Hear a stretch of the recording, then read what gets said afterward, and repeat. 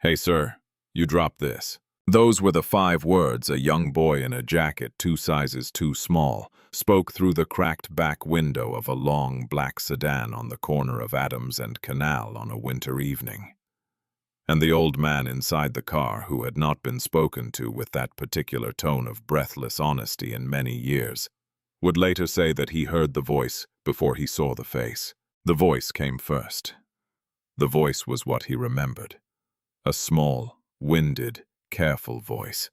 The kind that had been practicing politeness the way other children practice piano. And it reached him through the half-inch of open glass like something the wind itself had carried up to the door of his car and left there. He turned his head. He saw a hand. A small hand red at the knuckles, the nails bitten down to the quick, holding out a thick black leather wallet, with both gloveless fingers wrapped carefully around the edges so it would not slip. And behind the hand he saw the face. A boy, a small boy with eyes the color of strong coffee, breath coming in clouds, water from the slush soaking the legs of jeans that did not fit him, mouth set in a tight line that was trying very hard not to look like it had just run several blocks at full speed. The man in the back of the car was named Theodore Harlan. He was a man in his later years. He had built over the course of many years, beginning with a single small commercial real estate firm on the South Side and a loan from his late wife's father that he had repaid in a short time, a company that now owned more square feet of downtown Chicago than any other privately held firm in the state. He was, by the most conservative estimate in the most recent profile that had been written about him, worth a substantial fortune. He did not know in that first half-second of looking at the boy through the window of his car that any of those facts mattered to the story that was about to begin. He only knew that his wallet, which he had not yet realized was gone, was being held out to him by a child who had run hard enough to catch a moving vehicle in evening traffic, and who was now standing on the curb, shaking from the cold, waiting to give it back. Before we go any further, take a second and leave a comment letting me know where in the world you're watching from tonight, and if stories about quiet honesty in a loud world mean something to you, hit subscribe so the next one finds its way to you. Chicago in winter had a kind of cold that the people who lived there had developed many words for, and the people who visited there had only one. The wind that night was the bad kind. The kind that came down off the lake and turned the corner at Adams Street with its teeth out.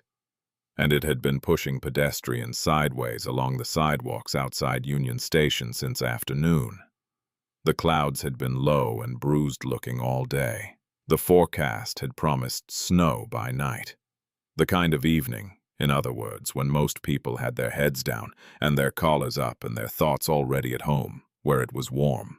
Which was why no one else in the moving river of commuters outside the Adams Street exit had seen the wallet fall, or had bothered to look up when a small, thin boy darted off the curb and started running after a black car that was already a short distance ahead in traffic. Elias Rowe had not been planning to run anywhere that evening. He had been planning, in the careful and small way he planned everything now, to spend the next little while inside the heated waiting area of the station, sitting on the long wooden bench at the back wall, with his backpack between his feet and his school library, copy of a book open on his lap, until the security guard on the evening shift, a tired man who pretended not to notice the same skinny kid sitting in the same corner several nights a week, started his slow walk through, telling the late stragglers it was time to find somewhere else to be. That was the plan. It had been the plan for several days, ever since the night Elias had come home to a padlocked door and a stranger on the steps, and a mother whose phone had stopped working sometime between dinner and dawn. He had been on his own since late autumn. He kept track in the back of his notebook with a small pencil mark for each day, the way prisoners in old stories kept track on the walls of their cells. Because keeping track was a thing he had decided early on that he was going to do, and small decisions were the only kind he had any control over anymore. His father, a long-haul truck driver who had laughed loudly and sung in the car badly, and called him little man from the time he was old enough to walk, had died of a cancer that had come fast and taken its time at the same time, the way some illnesses do, ending in a hospice room on a warm afternoon with the windows open and a fan running and Elias holding his hand, and not crying because his father had asked him a short time before not to cry until afterward. He had kept that promise. He had cried afterward. He had cried for some time. And then he had stopped because his mother had started, and she had not stopped, and there had not been room in the small apartment they had moved into after the medical bills for 2 people to be falling apart at the same time. His mother was not a bad woman.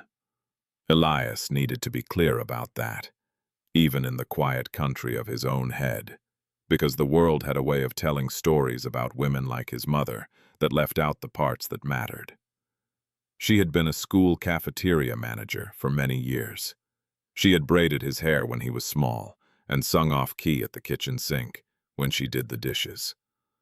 And she had loved his father with the kind of love that, when it was taken away, had left a wound she did not know how to bandage. She had started drinking sometime in the late summer. She had lost the cafeteria job in early autumn. The man on the front steps the night of that late autumn evening, the one with the cigarette and the cold, flat eyes, was not someone Elias had ever seen before. And the only thing his mother had said to him on the phone, before her number stopped working a short time later, was, "Baby, you stay with your auntie until I call you. I am going to fix this. I promise, I am going to fix this." She had not called. He had stayed with his aunt in a nearby town for several days before his aunt's boyfriend had decided that several days was too many, and Elias had taken the train back into the city with the last little money in his backpack and had been walking ever since. He did not think of himself as homeless. That was an important distinction that he made carefully inside his own head, because homeless was a word that belonged to the men he saw sleeping in the doorways of closed dry cleaners along the streets. The men whose eyes had gone somewhere far away that they could not always find their way back from. And Elias was not one of them yet. He was, he told himself, between places.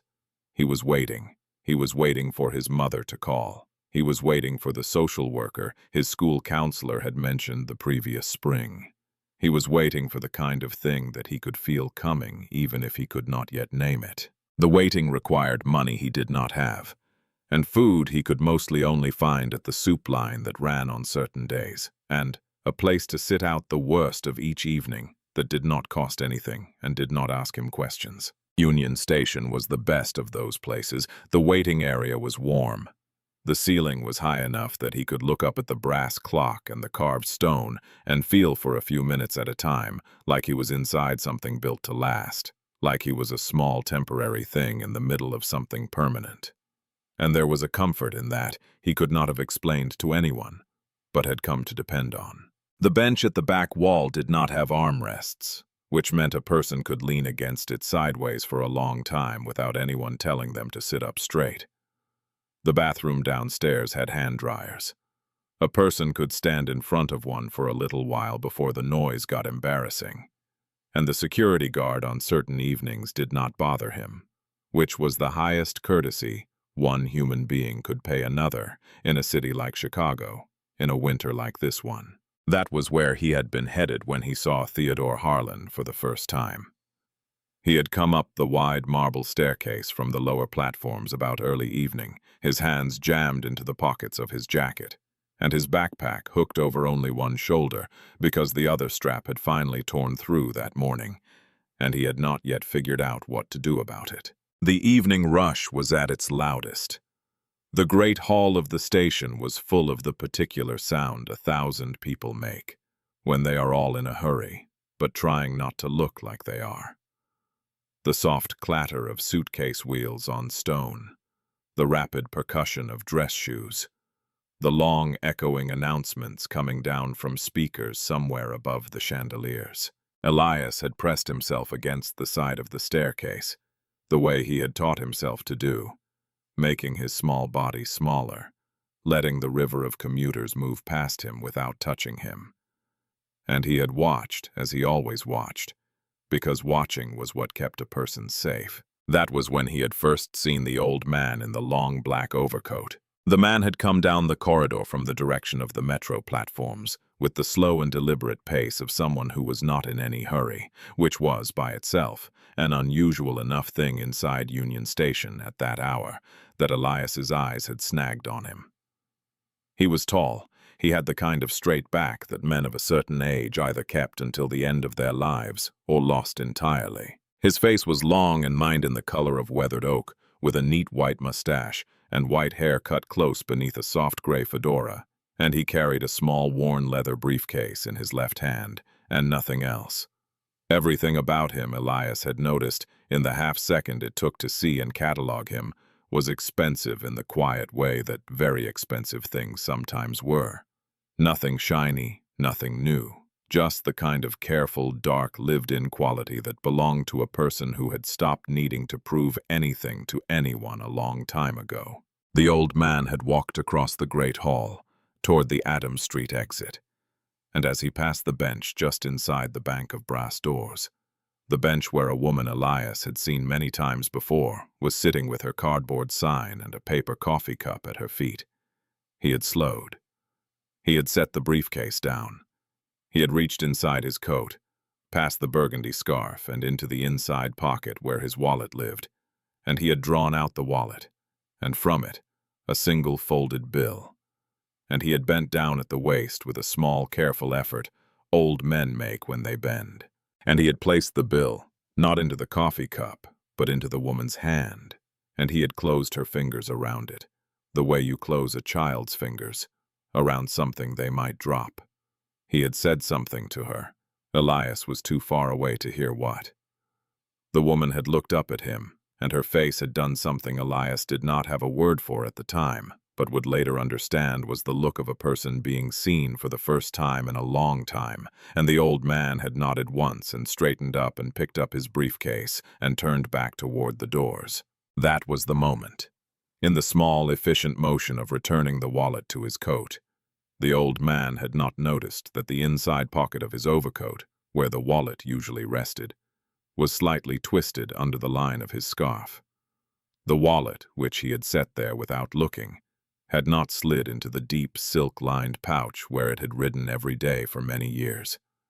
It had settled instead into a shallow open fold at the very top of the pocket, held in place by nothing more than the friction of cloth on leather, and Elias, standing some distance away with the same watchfulness he brought to every grown-up he passed, had seen it. He had seen the fold. He had seen the wallet sitting wrong.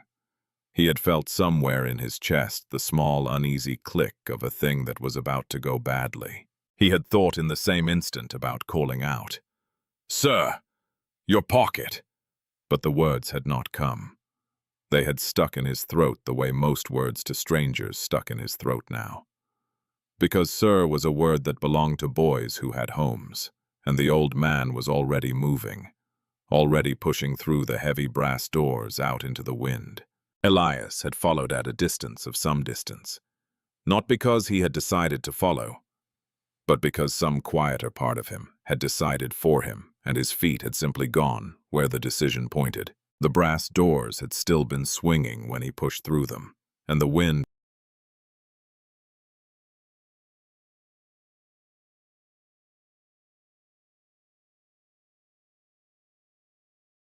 on the other side had hit him so hard he had to duck his face into the collar of his jacket and squint to keep his eyes from watering. The sidewalk outside the Adams Street exit was crowded, the way it always was at that hour, with men and women in long dark coats moving in two opposing rivers, and Elias had to weave through them, half running already, his small shoulder catching the elbow of a man in a gray suit who did not look down to see who had bumped him. He saw the old man reach the curb. He saw him lift a gloved hand, the smallest possible gesture, the kind of signal a person uses when they know that whoever they are signaling has been watching for them. He saw the long black car ease forward from a few spaces down the curb to meet him, the way black cars in that part of the city always seem to know when to come and when to wait. The driver, a heavy-set man in a dark wool coat, had stepped out from the front and was already opening the rear passenger door, and the old man had nodded a small thank you and bent his head to climb inside. And there, right there, in the small angled motion of bending his head and folding himself into the back seat, the lapel of the long black overcoat had pulled forward, and the shallow fold of the pocket had pulled with it. And the wallet, which had been waiting all those long seconds to fall, had finally fallen. It had dropped from the height of about a short distance onto the wet concrete of the curb, and it had landed flat with the soft, heavy sound that thick leather makes against wet stone. The kind of sound that does not carry more than a short distance on a quiet day, and certainly did not carry against the wind that evening. The driver had not heard it. The old man already inside the car had not heard it. The car door had closed with a soft thunk. The driver had walked around the front of the car with the unhurried efficiency of a man who had been doing the same job a long time and slid into his seat and put the car in gear. Elias had been some distance away. He had not thought.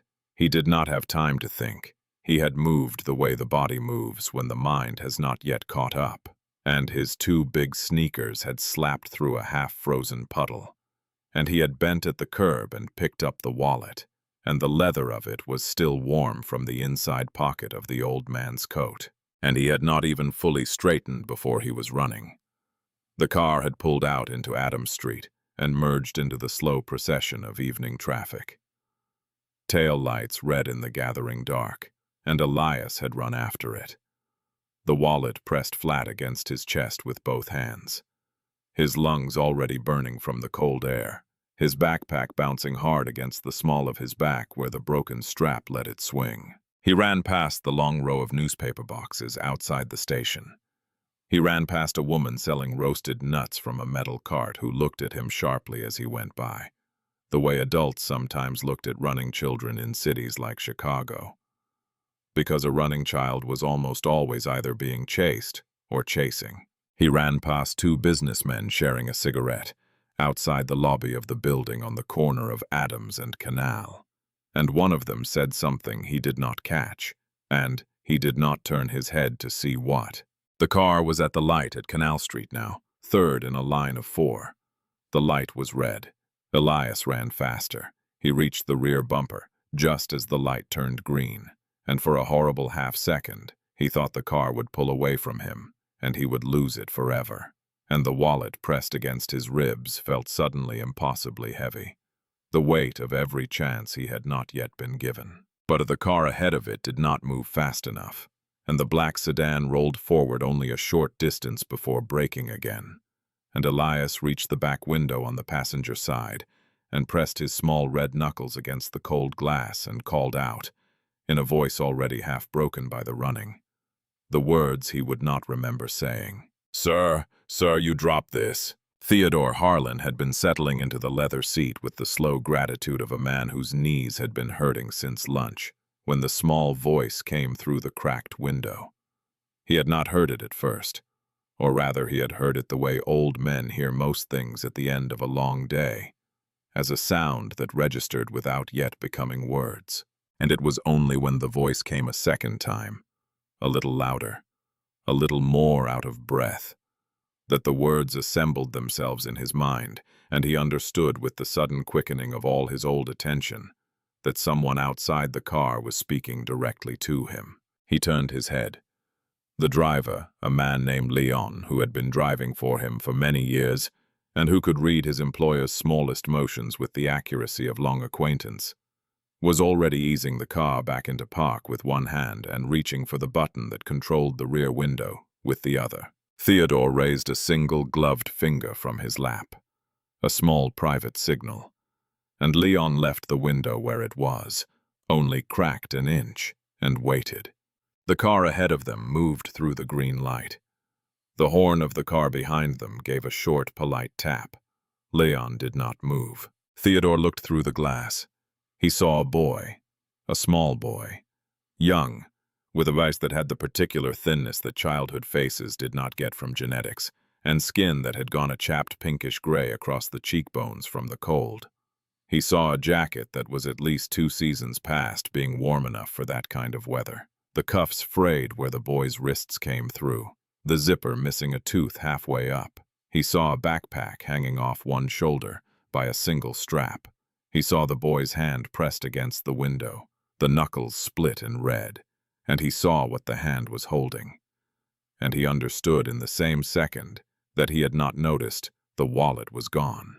He did not move quickly. He had learned a long time ago that quick motions in the presence of a frightened thing, animal or child or grown person, almost always ended the conversation before it began.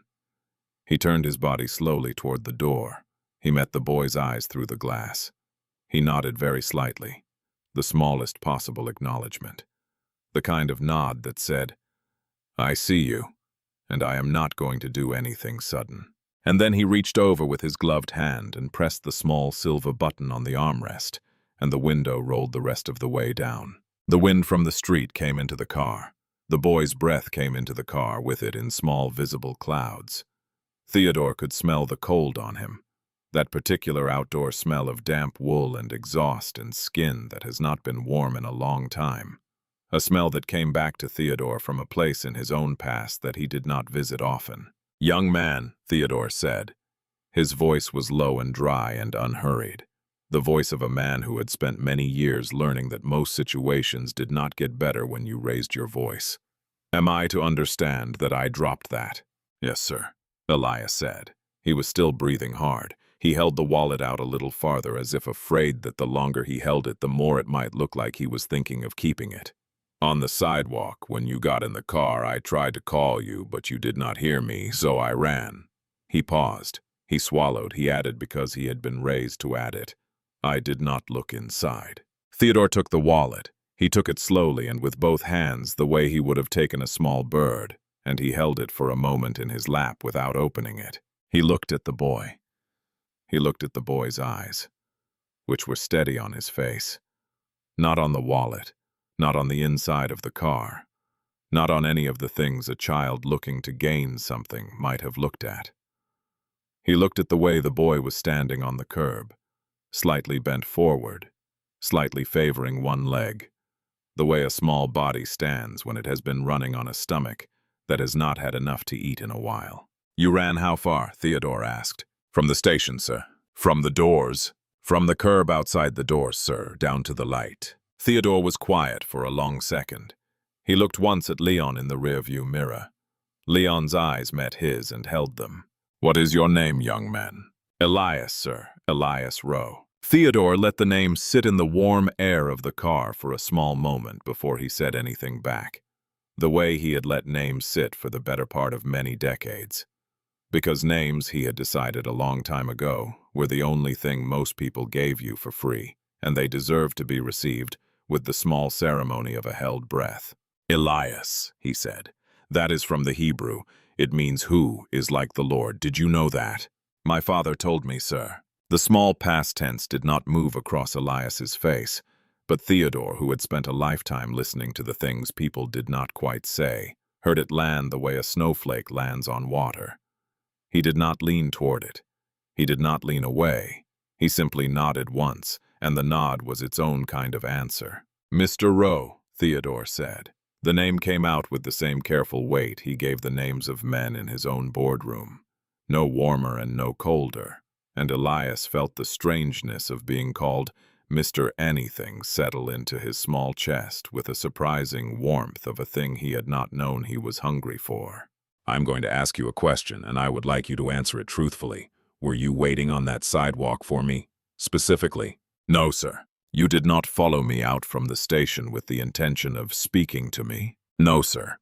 I saw your pocket was open, but I did not say anything because I did not want to be in the way. And then the wallet fell, and you got in the car, and I ran because the car was leaving." Theodore looked at him for a long second. Then he did something he very rarely did with strangers on the street, and almost never did with children.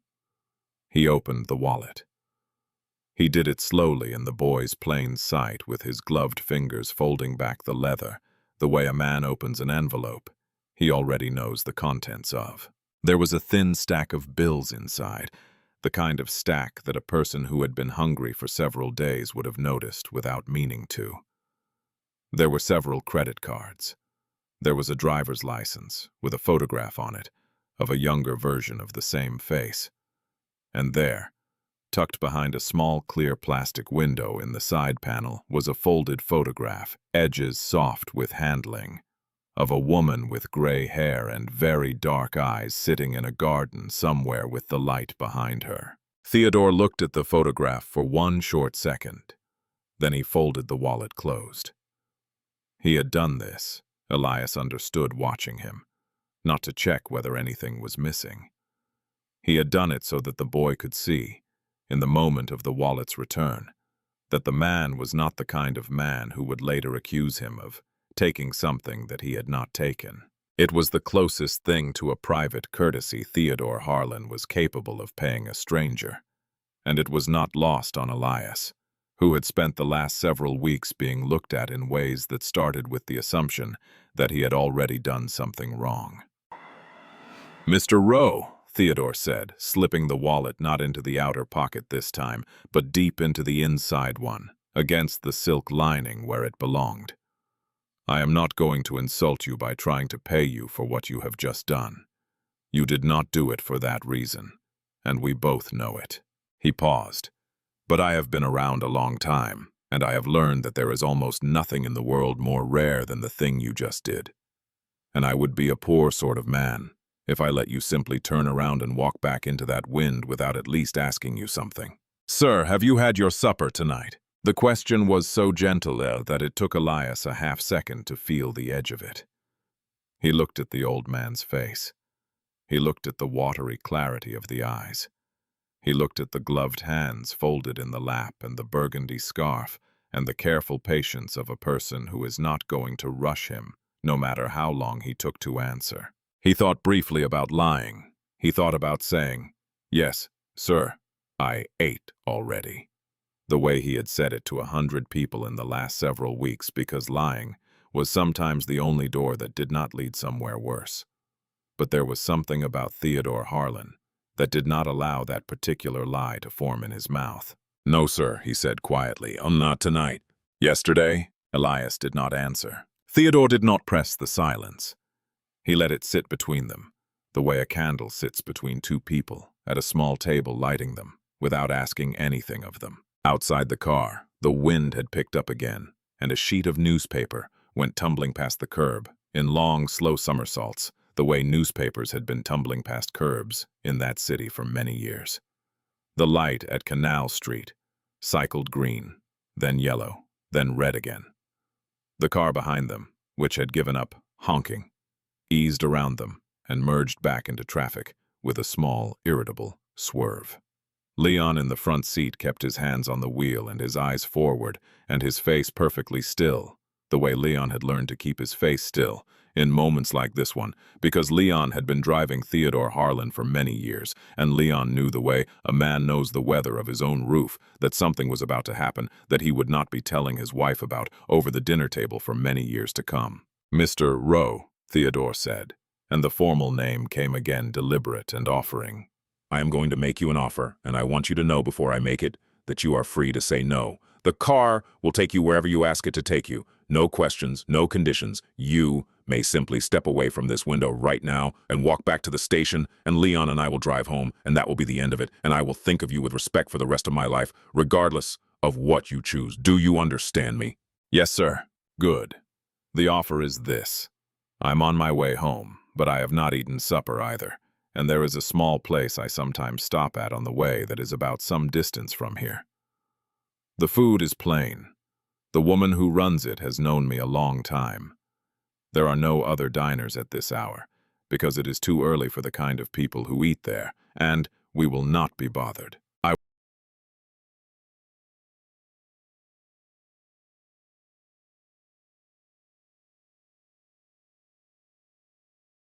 would like to take you to that place, and I would like to eat supper with you, and I would like, while we eat, to ask you some questions that I think you and I both already know the shape of." He paused.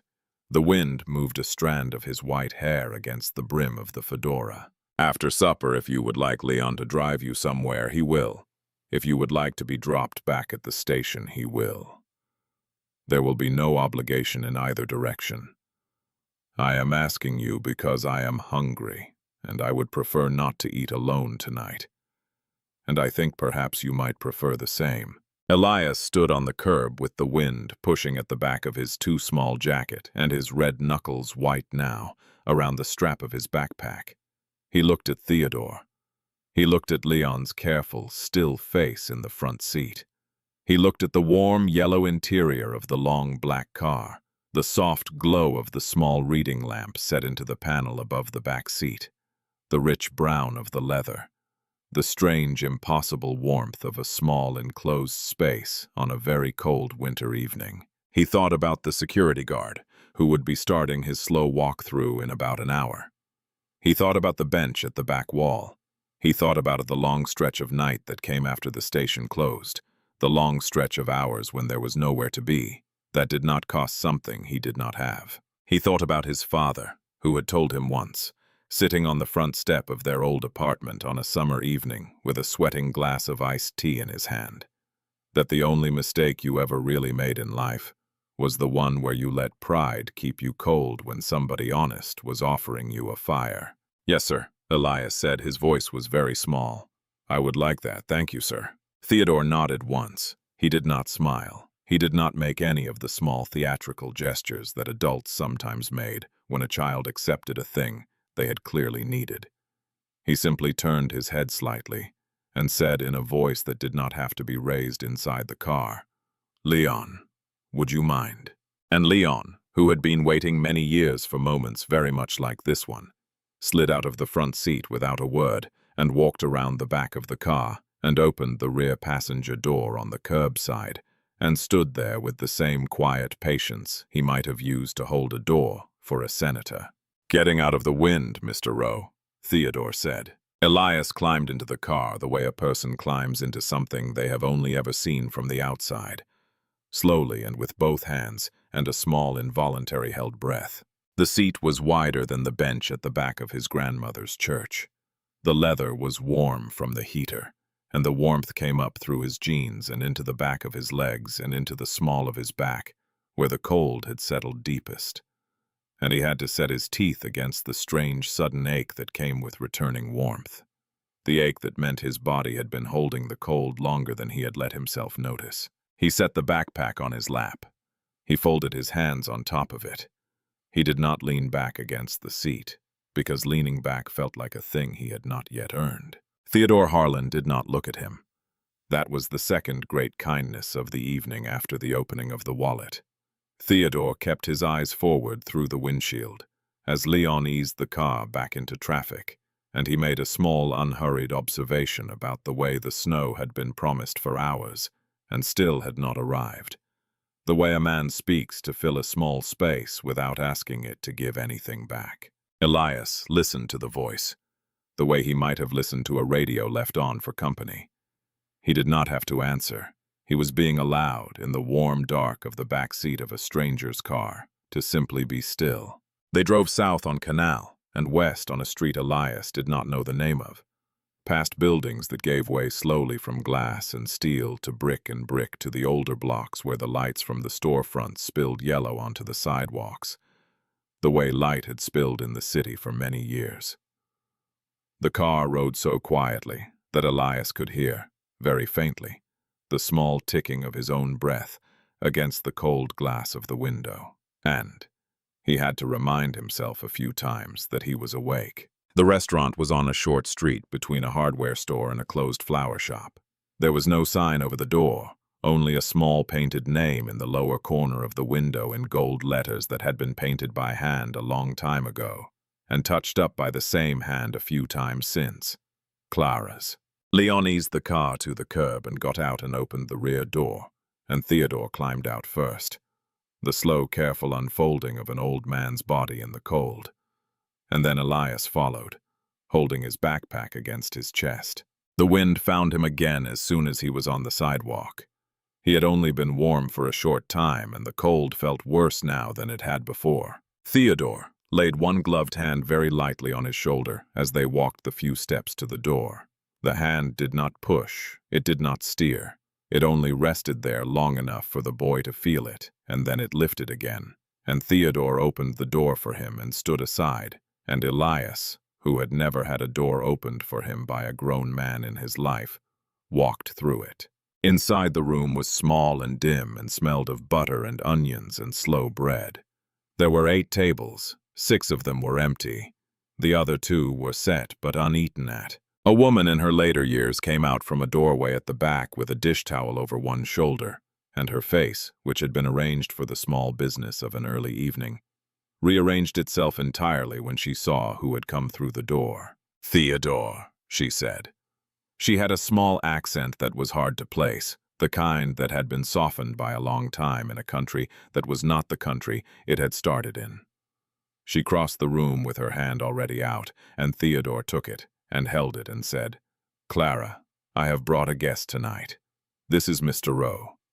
He has done me a very large kindness, and I am repaying him with one of your suppers, which is hardly enough, but it is what I have." Clara looked down at Elias. She did not bend at the waist the way some grown-ups bent when they spoke to children, the way that made a child feel like a small animal in a zoo. She lowered herself slowly into a crouch instead, so that her face was level with his, and she put out her hand palm up, the way you offer a hand to someone whose handshake you want and will wait to be given. "Mr. Rowe," she said, "I am Clara. Welcome to my kitchen." Elias did not know what to do with the offered hand.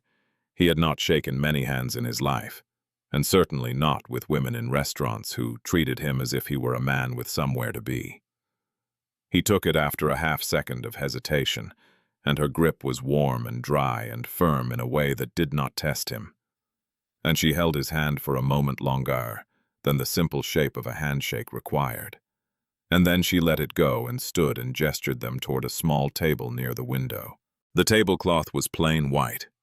The water glasses were already on the table, and a single small candle in the middle that Clara leaned over and lit with a wooden match. Theodore eased himself into the chair across from Elias with a small sigh that he tried unsuccessfully to keep to himself.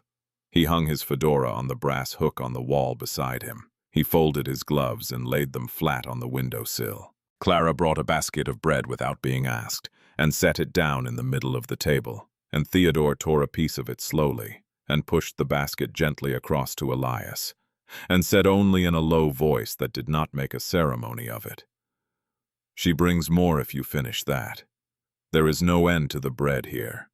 I have tested it many times." Elias reached for a piece. His hand was steadier now in the warmth of the room, but only by a small margin. He tore the bread the careful way he had been taught to tear bread, and he put a piece of it in his mouth, and the taste of it, warm and slightly sweet and made by the hands of someone who had been making bread for a long time, went into him like a key going into a lock he had not known was inside his chest. He did not cry. He had made a promise to himself a long time ago about not crying in front of grown men in unfamiliar rooms, but his eyes burned, and he kept them on the tablecloth, and he chewed slowly, and Theodore, who could see all of it and had the grace not to see any of it, turned his face slightly toward the window and began to speak of small, unconnected things. Clara brought soup, then a plate of chicken with potatoes and a green vegetable that Elias did not know the name of, cooked in butter and lemon. She brought a small glass of milk for Elias and a cup of black coffee for Theodore, and she did not hover, and she did not refill water glasses that did not need refilling, and she did not ask either of them a single question. She moved through the small room, the way certain women moved through rooms, when they had decided long ago that the people at their tables were not customers, but guests. Halfway through the chicken, Theodore set down his fork. He folded his hands in front of him on the white cloth. He looked at the boy across from him, and his pale eyes were very steady. "Mr. Rowe," he said, "I am going to tell you something that very few people in this city know about me, and I'm going to tell it to you because I think you are owed it." Elias looked up. "When I was a boy your age," Theodore said, "I lived with my mother in a single rented room above a tailor's shop on the south side. My father had been killed some years before that in an accident at the steel mill where he worked. My mother took in laundry. There were weeks when there was not enough to eat, and on one of those weeks in a January many years ago, I walked several blocks in a coat that did not fit me, to a corner store run by a man named Mr. Kowalski, and I picked up a loaf of bread off the rack by the door, and I walked out without paying for it, because there was nothing in my pockets and my mother had not eaten in several days. He paused. Mr. Kowalski followed me down the sidewalk. He caught up to me at the end of the block. He did not yell. He did not call the police. He took me by the shoulder very gently, and he turned me around, and he walked me back to his store, and he sat me down on a crate behind the counter, and he made me a sandwich out of that same loaf of bread, and he asked me what my mother's name was, and the next morning there was a box of groceries on our doorstep, and there was a box of groceries on our doorstep every week for the next several years until I was old enough to work. Theodore's voice did not change. What you did for me tonight, Mr. Rowe, is what Mr. Kowalski did for me a long time ago. Elias did not know what to say to that.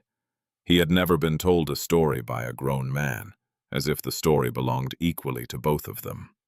He sat very still with the fork resting in his hand, and Theodore, who did not require him to say anything, picked up his own fork and went back to his supper. And the conversation continued, in the small, ordinary way of suppers everywhere, about the bread and the weather and the long-standing argument Clara and Theodore had been having for many years about whether her potatoes were better with rosemary or with thyme. By the time the plates were cleared, and a small bowl of vanilla ice cream had appeared in front of Elias without anyone asking him if he wanted it, the boy had begun in a slow, careful way to talk. He told Theodore about his father. He told him about his mother. He told him in pieces about the padlocked door and the stay in the nearby town and the several weeks of walking. And Theodore listened the way the right people listen, without interrupting and without flinching, and without looking at any moment like he was already thinking about what he was going to do about it. He listened the whole way through, and when Elias had finished, Theodore took a slow sip of his coffee and set the cup down and said only, "Thank you for telling me, Mr. Rowe. That cannot have been easy." Outside the small front window of Clara's, the snow had finally begun. It came down in the slow, heavy flakes of a long night, the kind of snow that makes a city quieter for a few hours before the plows arrive, and the street light on the corner of the block had turned the air silver. Theodore folded his napkin. He looked at Elias across the table, and he made the offer plainly, the way he had made every important offer of his long life. There was a house, there was a guest room with clean sheets and a door that locked from the inside. There was a woman named Evelyn who kept the house and who would be glad of someone to fuss over for a change. There was no obligation. There was, Theodore said, only a question of what the boy preferred for tonight, and what the two of them, together with the right people, would begin to sort out in the morning. Elias said yes. The drive out to the house took some distance, north along streets that gave way slowly from city to suburb to a quiet road lined with old trees. And somewhere along that road, Elias fell asleep against the warm leather of the door, the way exhausted children sometimes fall asleep in the back seats of cars, when their bodies finally trust that they have arrived somewhere safe enough to do it. Leon lifted him from the car when they reached the house and carried him inside the way he had carried his own children many years before. And Evelyn, who had been told nothing by telephone, but who had been working for Theodore Harlan long enough to recognize the shape of a long night when it arrived at her front door, had a bed already turned down in the small first-floor guest room, and a glass of water on the nightstand, and a small lamp left on so the boy would not wake confused in the dark. The story did not become a viral video. There were no cameras on the corner of Adams and Canal that evening, and the only people who knew for a long time were Theodore and Leon and Evelyn and Clara, and that was the way Theodore wanted it. Through the long, quiet work of lawyers and social workers and a great deal of patience, Elias was returned to a stable life. His grandmother in a nearby city, who had been looking for him for some time and had not been told where he had gone, was found within a short time. His mother, whom Theodore never spoke about with anything less than dignity, was helped into a treatment program that, in time and with many setbacks, she finished. Elias lived in the house on the quiet road, on and off, for most of his teenage years. He graduated from a school where he was allowed to be quiet.